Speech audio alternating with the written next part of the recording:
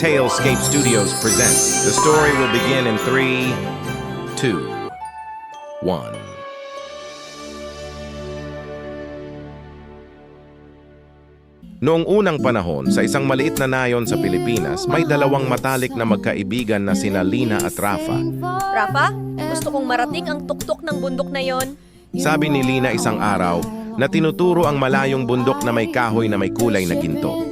Ngunit Lina, iyon ay bundok ng mga Diyos. Hindi tayo pinapayagang umakyat doon. Sagot ni Rafa na may kaba sa kanyang boses. Alam ko, Rafa, pero nais kong makita ang mundo mula sa tuktok. Samahan mo ako. Pakiusap ni Lina. Matapos ng ilang sandali ng katahimikan, Rafa ay tumango at sinabi, Sige Lina, ako'y sasama sa iyo. sa kanilang paglalakbay, sila ay dumaan sa mga mapanganib na landas. Kinaharap ang malalakas na bagyo at nagtiis sa gutom at uhaw. Ngunit sa kabila ng lahat ng ito, hindi sila sumuko.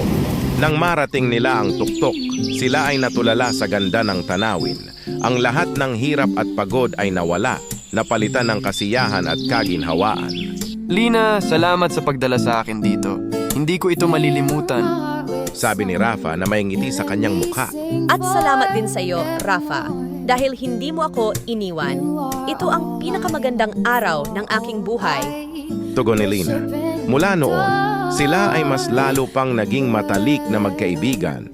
Sila ay nagpatuloy sa kanilang mga pakikipagsapalaran na may higit na pag-unawa at pagmamahal sa isa't isa